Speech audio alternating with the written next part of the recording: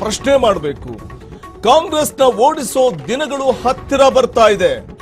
ಹೀಗಂತ ಬೆಂಗಳೂರಿನಲ್ಲಿ ವಿಪಕ್ಷ ನಾಯಕ ಆರ್ ಅಶೋಕ್ ಆಕ್ರೋಶ ಹೊರಹಾಕಿದ್ದಾರೆ. ನೀವು ಮಹಿಳೆಯರನ್ನ ದುರ್ಬಲರು ಎಂದು 60 ವರ್ಷ ಈ ದೇಶದಲ್ಲಿ ರಾಜ್ಯಭಾರ ಮಾಡಿದ್ರಲ್ಲ. ನೆಹರು, ಇಂದಿರಾ ಗಾಂಧಿ, ರಾಜೀವ್ ಗಾಂಧಿ, ಸೋನಿಯಾ ಗಾಂಧಿ, ನೀವೆಲ್ಲ ಆಡಳಿತ ಮಾಡಿದ್ರಲ್ಲ. ಅವರನ್ನ ದುರ್ಬಲರು ಅಂತ ತಿಳ್ಕೊಂಡಿದ್ರಿ. ಆ ದಿನಗಳು ಇವತ್ತು ಮುಗಿದೋಗಿದೆ. ಆ ದಿನಗಳು ಇನ್ನ ಇಲ್ಲ. ಇವತ್ತು ನೀವು ದೇಶದ 70 ಕೋಟಿ ಮಹಿಳೆಯರಿಗೆ ದ್ರೋಹ ಬಗ್ದಿದ್ದೀರಾ. ನಿಮಗೆ 60 ದಶಕ ರಾಜ್ಯಭಾರ ಮಾಡಿದಿರಲ್ಲ, ಅವಾಗ ಮಹಿಳಾ ಮೀಸಲಾತಿ ಬಗ್ಗೆ ನಿಮ್ಗೆ ಗಮನನೇ ಇಲ್ಲ. ನರೇಂದ್ರ ಮೋದಿ ಅವರು ಈ ಶಾಸನವನ್ನ ತಂದಾಗ ಅದಕ್ಕೆ ವಿರೋಧ ಮಾಡುವಂತ ಹೀನ ಕಾರ್ಯವನ್ನ ನೀವು ಮಾಡಿದಿರ. ಇದು ಕೇವಲ ಒಂದು ಬಿಲ್ ವಿರೋಧ ಅಲ್ಲ. ಇದು ಕೇವಲ ಒಂದು ಬಿಲ್ಲಿನ ವಿರೋಧ ಅಲ್ಲ. ಇದು ಕಾಂಗ್ರೆಸ್ ರಕ್ತದಲ್ಲೇ ಇರುವಂತ ಮಹಿಳಾ ವಿರೋಧಿ ನೀತಿ. ಇದು ಕಾಂಗ್ರೆಸ್ ರಕ್ತದಲ್ಲೇ ಇದೆ ಮಹಿಳಾ ವಿರೋಧಿ ನೀತಿ. ಇವತ್ತು ಮೋದಿ ನಾಯಕತ್ವದಲ್ಲಿ ನಾರಿ ಶಕ್ತಿ ಜಾಗೃತ ಆಗಿದೆ. ಮಹಿಳೆಯರ ಶಕ್ತಿಯನ್ನ ಅವಮಾನಿಸಿದ ನಿಮ್ಮನ್ನ ಇತಿಹಾಸ ಎಂದೂ ಕೂಡ ಕ್ಷಮಿಸುವುದಿಲ್ಲ. ಕಾಂಗ್ರೆಸ್ ಮಾಡಿದ ದ್ರೋಹಕ್ಕೆ ಅಂತ್ಯ ಆಡೋ ಕಾಲ ಈಗ ನಿರ್ಮಾಣ ಆಗ್ತಾ ಇದೆ ಅಂತ ಅನ್ಸುತ್ತೆ. ನೀವು ಮಹಿಳೆಯರನ್ನ ದುರ್ಬಲರು ಎಂದು 60 ವರ್ಷ ಈ ದೇಶದಲ್ಲಿ ರಾಜ್ಯಭಾರ ಮಾಡಿದ್ರಲ್ಲ. ನೆಹರು, ಇಂದಿರಾ ಗಾಂಧಿ,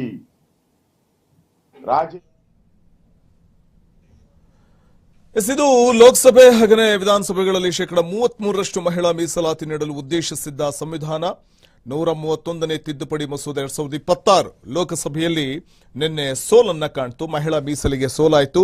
ನಾರಿ ಶಕ್ತಿಗೆ 33% ಮೀಸಲು ನೀಡುವಂತಹ ಮೋದಿ ಸರ್ಕಾರದ ಕನಸು ಭಗ್ನ ಆಯಿತು.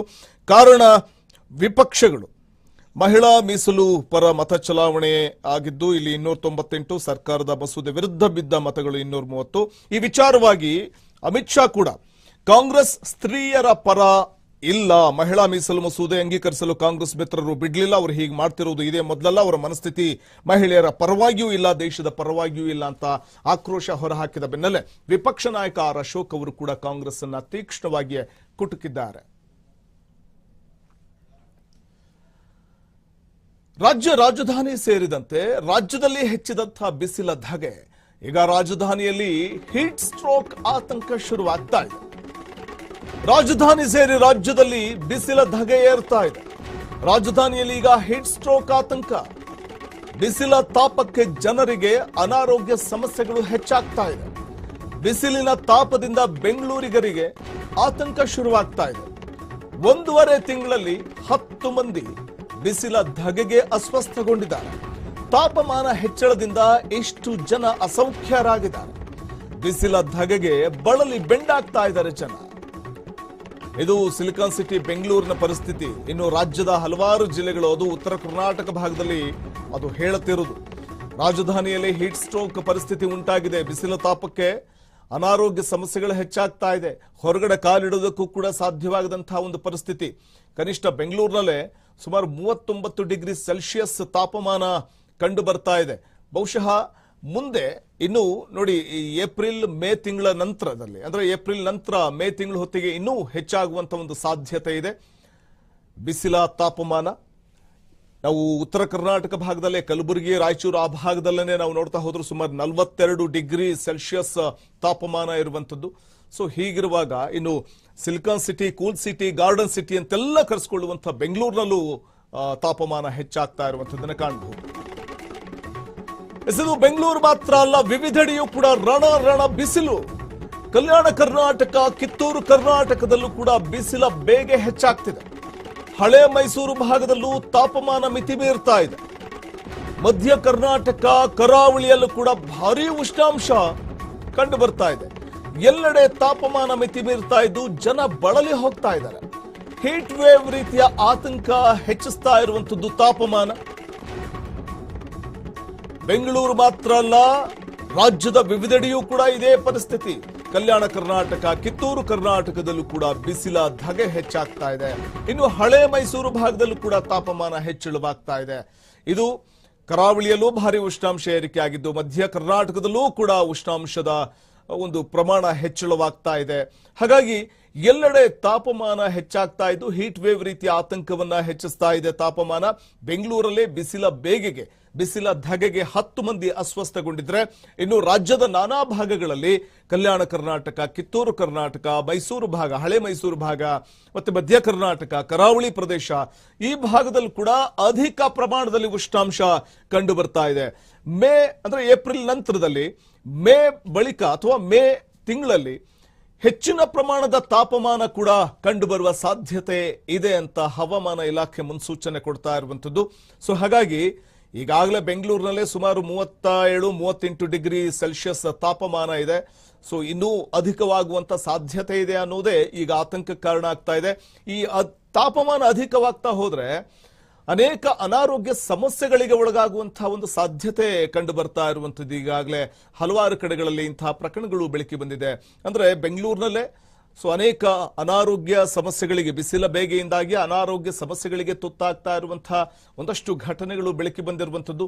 ಇನ್ನು ನಾವು ನೋಡ್ತಾ ಹೋದ್ರೆ ಕರಾವಳಿ ತೀರ ಪ್ರದೇಶ ಇರಬಹುದು, ಅಥವಾ ಮಧ್ಯ ಕರ್ನಾಟಕ, ಕಿತ್ತೂರು ಕರ್ನಾಟಕ, ಇನ್ನು ಉತ್ತರ ಕರ್ನಾಟಕ ಭಾಗದಲ್ಲಂತೂ ವಿಪರೀತ ಧಗೆ, ವಿಪರೀತ ಬಿಸಿಲು, ಭೂಮಿಯಂತೂ ಕಾದ ಕಾವಲಿಯಂತೆ ಆಗಿದ್ದು, ಹೆಜ್ಜೆ ಇಡೋದಕ್ಕೂ ಕೂಡ, ಹೆಜ್ಜೆ ಇಟ್ರೆ ಕಾವಲ ಮೇಲೆ ಹೆಜ್ಜೆ ಇಟ್ರೆ ಅದೆಷ್ಟು ಚುರುಕಂತ ಅನ್ಸುತ್ತೋ ನಮ್ಮ ಪಾದವನ್ನ, ಆ ಒಂದು ರೀತಿಯಲ್ಲಿ ಭೂಮಿ ಕೂಡ ಕಾದ ಕಾವಲಿಯಂತೆ ಮಾರ್ಪಟ್ಟಿರುವಂಥದ್ದು. ಹಾಗಾಗಿ ಹೊರಗಡೆ ಮಧ್ಯಾಹ್ನದ ವೇಳೆಗೆ ಸುಮಾರು ಒಂದು 10 ಗಂಟೆ ಆಯ್ತು, 11 ಗಂಟೆ ಆಯ್ತು ಅಂತಂದ್ರೆ ಸಂಜೆ 5 ಗಂಟೆವರೆಗೂ ಕೂಡ ಹೊರಗಡೆ ಹೆಜ್ಜೆ ಇಡೋದಕ್ಕೆ ಸಾಧ್ಯನೇ ಆಗೋದಿಲ್ಲ, ಅಷ್ಟು ತಾಪಮಾನ.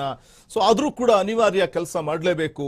ಆ ಕೆಲಸಕ್ಕೋಸ್ಕರನಾದ್ರೂ ಹೊರಗಡೆ ಹೋಗೋಣ ಅಂತಂದ್ರೆ ಆ ಬಿಸಿಲ ಬೇಗೆ, ಬಿಸಿಲ ಧಗೆಗೆ ಆ ತಾಪಮಾನವನ್ನ ತಡ್ಕೊಳ್ಳೋದಕ್ಕೆ ಸಾಧ್ಯನೇ ಆಗೋದಿಲ್ಲ.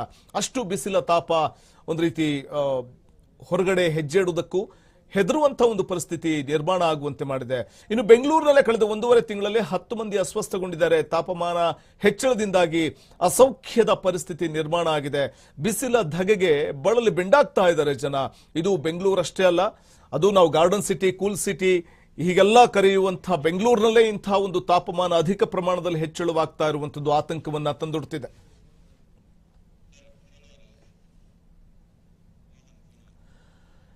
ಈ ಬಗ್ಗೆ ಮತ್ತಷ್ಟು ಮಾಹಿತಿಯನ್ನು ಪಡೆಯೋಣ ನಮ್ಮ ಪ್ರತಿನಿಧಿ ರೋಹನ್ ಅವರಿಂದ. ರೋಹನ್, ನಾವು ಬೆಂಗಳೂರನ್ನ silicon city, garden city, cool city ಅಂತೆಲ್ಲ ಕರಿತಿದ್ವಿ.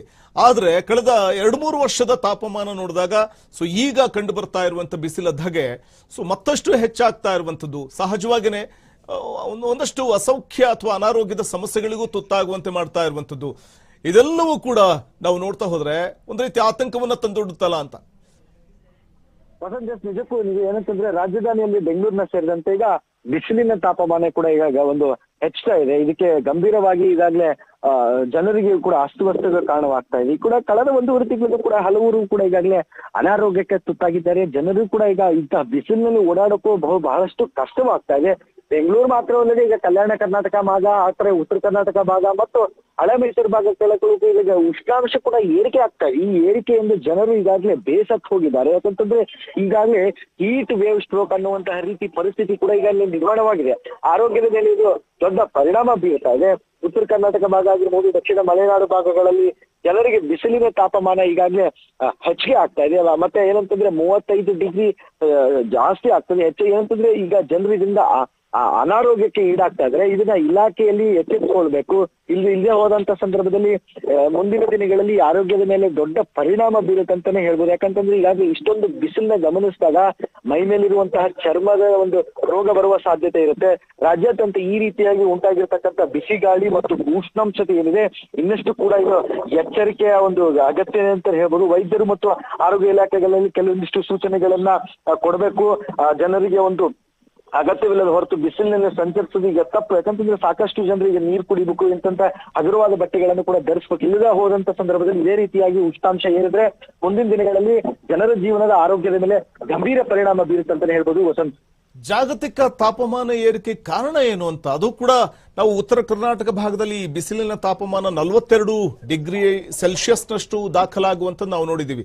ಬೆಂಗಳೂರಿಗೂ ಕೂಡ ಸುಮಾರು 38-39 ಡಿಗ್ರಿ ಸೆಲ್ಸಿಯಸ್ ದಾಖಲಾಗುತ್ತೆ ಅಂತಂದ್ರೆ ಕಾದ ಕಾವಲಿ ಅಂತ ಆಗ್ತಾ ಇದೆ. ಏನ್ ಕಾರಣ ಈ ತಾಪಮಾನ ಹೆಚ್ಚಾಗ್ಲಿಕ್ಕೆ ಅಂತ ಅನ್ಸುತ್ತೆ ಜಾಗತಿಕವಾಗಿ ಅಂತ? ವಸಂತ್, ಏನಂತಂದ್ರೆ ಈ ಉಂಟಾಗಿರ್ತಕ್ಕಂಥ ಉಷ್ಣತೆ ಮತ್ತು ಬಿಸಿಲು ಏನಿದೆ ಅಂತ, ಇದು ಬೆಂಗಳೂರಿನಲ್ಲಿ ಈಗ ಒಂಥರ ಕೂಲ್ ಆಗಿರ್ತಕ್ಕಂಥ ಬೆಂಗಳೂರು, ಇಂತಹ ಬೆಂಗಳೂರಿನಲ್ಲೇ ಸುಮಾರು 38-37 ಡಿಗ್ರಿ ಹೋಗ್ತಾ ಇದೆ ಅಂತಂದ್ರೆ ಒಂದು ಪ್ರಮುಖವಾದ ವಿಚಾರ ನಾವಿಲ್ಲಿ ಗಮನಿಸ್ಬೇಕಂತಂದ್ರೆ, ಈಗ ಬೆಂಗಳೂರಿನಲ್ಲಿ ಇರ್ತಕ್ಕಂಥ ಬೃಹತಾದ ಮರಗಳಿದ್ದವನ್ನ ಅವನ್ನೆಲ್ಲ ಈಗಾಗಲೇ ಕಡಿತಾ ಬರ್ತಾ ಇದ್ರೆ, ದೊಡ್ಡ ದೊಡ್ಡ ಕಾಮಗಾರಿಗೋಸ್ಕರ, ದೊಡ್ಡ ಮೆಟ್ರೋ ಒಂದು ಕಾಮಗಾರಿಗೋಸ್ಕರ ಇಂತಹ ಬೃಹತ್ ಆದಂತಹ ಗಾಳಿ ಕೊಡುವಂತ, ತಂಪು ಬೀಸುವಂತಹ ಮರಗಳನ್ನ ಇವರು ಕಡಿದ್ರೆ ಇದು ನಿಜಕ್ಕೂ ಕೂಡ ಅದು ಎಲ್ಲೋ ಒಂದ್ ಕಡೆ ಒಂದು ಪ್ರಾಬ್ಲಮ್ ಆಗೈತೆ. ಯಾಕಂತಂದ್ರೆ ಅಪಾಯಕಾರಿ ಅಂತಾನೆ ಹೇಳ್ಬೋದು. ಅಂತಂದ್ರೆ ವಿಶೇಷವಾಗಿ ಇದನ್ನ ಕೆಲವೊಂದು ಡಾಕ್ಟರ್ಗಳಾಗಿರ್ಬೋದು ಮತ್ತು ಅವ್ರ ಮಕ್ಕಳಾಗಿರ್ಬೋದು ಹೊರಗೆ ಹೋಗುವಂತಹ ಸಂದರ್ಭದಲ್ಲಿ ಬೆಂಗಳೂರು ಅನ್ನುವಂತಹ ಕೂಲ್ ಸಿಟಿ, ಇಂತಹ ಕೂಲ್ ಸಿಟಿಗಳಲ್ಲಿ 37-38 ಹೋಗ್ತಾ ಇದೆ ಅಂತಂದ್ರೆ ಅತಿಯಾದ ಉಷ್ಣಾಂಶ ಇರ್ತಾ ಇದೆ ಅಂತಂದ್ರೆ ಇದು ಅದು ಏನಂತಂದ್ರೆ ಒಂದು ಈ ವರ್ಷನೂ ಕೂಡ ಹೋದ ವರ್ಷನ ಗಮನಿಸ್ತಾ ಈ ವರ್ಷವೂ ಕೂಡ ಬಿಸಿಲಿನ ತಾಪ ಹೆಚ್ಚಿಗೆ ಆಗ್ತಾ ಇದೆ. ಇದು ಒಂದು ಪ್ರಮುಖ ಕಾರಣ ಏನಂದ್ರೆ ಬೃಹತ್ ಆದಂತಹ ಮರಗಳನ್ನ ಕಡಿಯೋದ್ರಿಂದ ಈ ರೀತಿಯೂ ಕೂಡ ಆಗುತ್ತೆ. ಇದೇ ರೀತಿ ಪರಿಸ್ಥಿತಿ ಪ್ರತಿಯೊಬ್ಬರ ಮೇಲೆ ಇದೇ ರೀತಿ ಮುಂದುವರೆದ್ರೆ ಪ್ರತಿಯೊಬ್ಬರು ಕೂಡ ತಮ್ಮ ಆರೋಗ್ಯವನ್ನು ಕಾಪಾಡಿಕೊಳ್ಳೋಕೆ ಮಾತ್ರದಲ್ಲೇ ಆಗ ಬಹಳ ಕಷ್ಟವಾಗ್ತಾ ಅಂತ ಹೇಳ್ಬೋದು. ಯಾಕಂತಂದ್ರೆ ಬಿಸಿ ಗಾಳಿ ತೀವ್ರತೆಯಿಂದ ಅದು ವೃದ್ಧರಾಗಿರ್ಬೋದು, ವಯಸ್ಸಾದಂತರಾಗಿರ್ಬೋದು, ರೋಡ್ನಲ್ಲಿ ಓಡಾಡೋಕ್ಕೂ ತುಂಬಾ ಕಷ್ಟ. ಇನ್ನೊಂದು ಪ್ರಮುಖವಾದ ವಿಚಾರ ಏನಂತಂದ್ರೆ ಅತಿಯಾದ ಬಿಸಿಲಿರೋದ್ರಿಂದ ತಂಪು ಪಾನೀಯಗಳನ್ನ ತೆಗೆದುಕೊಳ್ಳೋದು ಬಹಳ ಕಷ್ಟ. ಯಾಕಂದ್ರೆ ಅದು ಕೂಡ ಹೆಲ್ತಿನ ಮೇಲೆ ಒಂದು ಗಂಭೀರವಾದಂತಹ ಪರಿಣಾಮ ಬೀರುತ್ತೆ ಅಂತಾನೆ ಹೇಳ್ಬೋದು. ಇಲ್ಲ ಅಂತಂದ್ರೆ ಮುಂದಿನ ದಿನಗಳಲ್ಲಿ ಇದೇ ರೀತಿಯಾಗಿ ಬಿಸಿಲಿನ ತಾಪಮಾನ ಏನಾದ್ರೂ ಮುಂದುವರೆದ್ರೆ, ಇದನ್ನ 40-42 ಡಿಗ್ರಿ ಏನಾದ್ರೂ ದಾಟಿದ್ರೆ, ತೀವ್ರವಾದಂತಹ ಬಿಸಿಲಿನ ಗಾಳಿ ಏನಾದ್ರೂ ಇನ್ನೂ ಹೆಚ್ಚಾದ್ರೆ ರಾಜ್ಯದ ಹಲವು ಭಾಗಗಳಲ್ಲಿ ಇರ್ತಕ್ಕಂಥ ಜನಜೀವನ ನಿಜಕ್ಕೂ ಕೂಡ ಅಸ್ತವ್ಯಸ್ತಗೊಳ್ಳುತ್ತೆ, ಆರೋಗ್ಯದ ಮೇಲೆ ಗಂಭೀರ ಪರಿಣಾಮ ಬೀರುತ್ತೆ ಅಂತಾನೆ ಹೇಳ್ಬೋದು. ವಸಂತ್, ಧನ್ಯವಾದ ರೋಹನ್ ತಮ್ಮ ಮಾಹಿತಿಗಾಗಿ. ಇದು ಸಿಲಿಕಾನ್ ಸಿಟಿ ಬೆಂಗಳೂರಿನಲ್ಲಿ ಕಂಡು ಬರ್ತಾ ಇರುವಂತಹ ಸದ್ಯದ ತಾಪಮಾನ ಏರಿಕೆಯಿಂದ ಕಾದ ಕಾವಲಿಯಂತೆ ಆಗ್ತಾ ಇರುವಂತಹ ಕೂಲ್ ಸಿಟಿ ಬೆಂಗಳೂರು.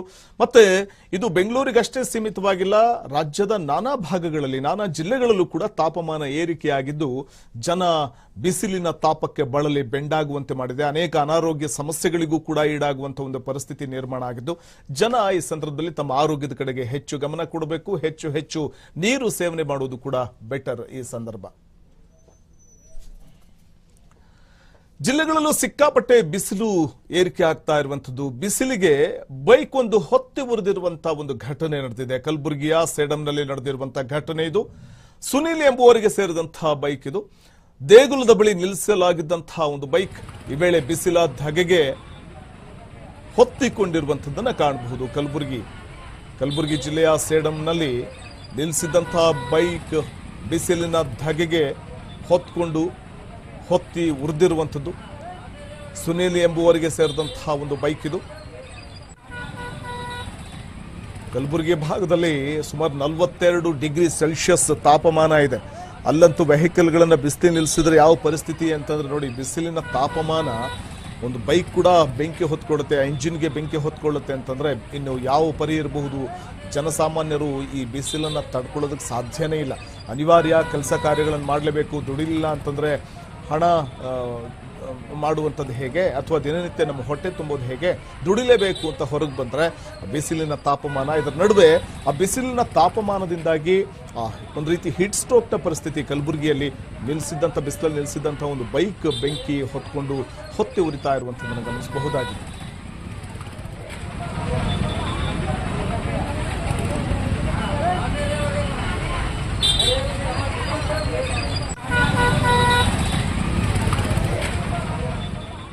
ತಹಶೀಲ್ದಾರ್ ಕಚೇರಿಯಲ್ಲಿ ಡ್ರೈವರ್ ವಿರುದ್ಧ ಆರೋಪವನ್ನು ಮಾಡಲಾಗಿರುವಂತಹ ಘಟನೆ ನಡೆದಿದೆ. ಸಿರುಗುಪ್ಪ ತಹಶೀಲ್ದಾರ್ ಕಚೇರಿಯ ಮುಂದೆ ಮಹಿಳೆಯರು ಪ್ರತಿಭಟನೆಗೆ ನಿಂತಿದ್ದಾರೆ.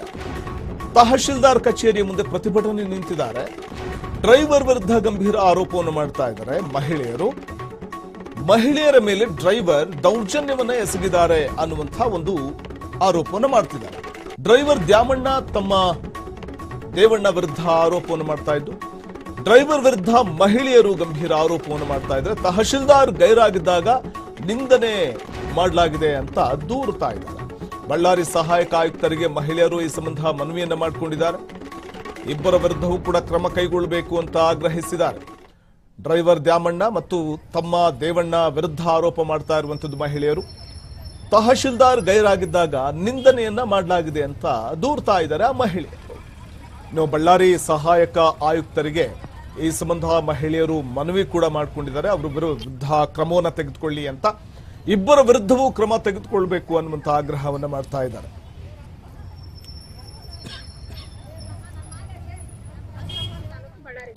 ಮನ್ನಳ್ಳಿ ಗ್ರಾಮ.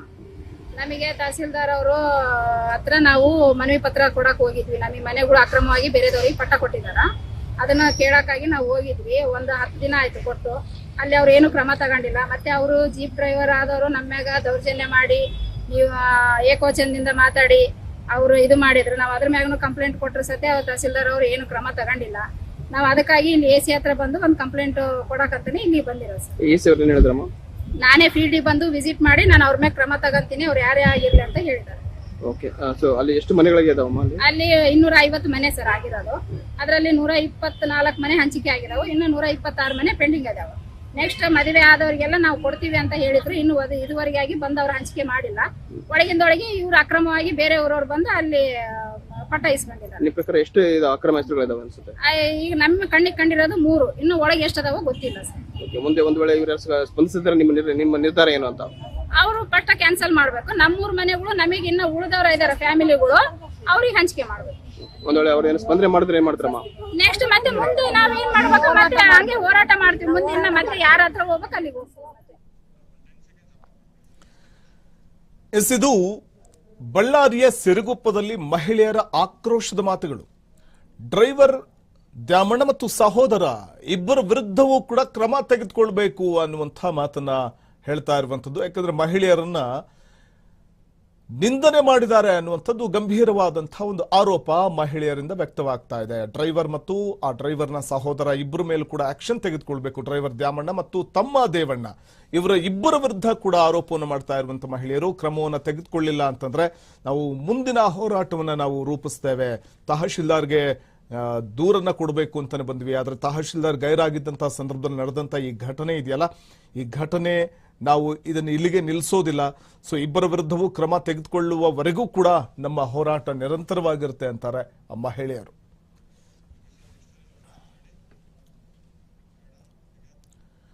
ಹ್ಯಾಟ್ರಿಕ್ ಹೀರೋ, ನಾಟ್ಯ ಸಾರ್ವಭೌಮ, ಒಂದ್ ಕಡೆ ಅಭಿನಯ ಚಕ್ರವರ್ತಿ ಅಂತೆಲ್ಲ, ಅಥವಾ ಕರುನಾಡ ಚಕ್ರವರ್ತಿ ಅಂತೆಲ್ಲ ಕರೆಸ್ಕೊಳ್ಳುವಂತಹ ಶಿವರಾಜ್ ಕುಮಾರ್. ಸೊ ಒಂದ್ ಕಡೆ ದುರಂದರ ಹಾಡಿನ ವಿಚಾರವಾಗಿ ಕೂಡ ಅವರು ಮಾತಾಡಿದ್ದಾರೆ. ಅಂದ್ರೆ ದುರಂದರ ಹಾಡಿಗೆ ಡ್ಯಾನ್ಸ್ ಕೂಡ ಮಾಡ್ತಾರೆ. ಪತ್ನಿ ಜೊತೆ ಆಗಮಿಸಿದ್ದ ನಟ ಶಿವರಾಜ್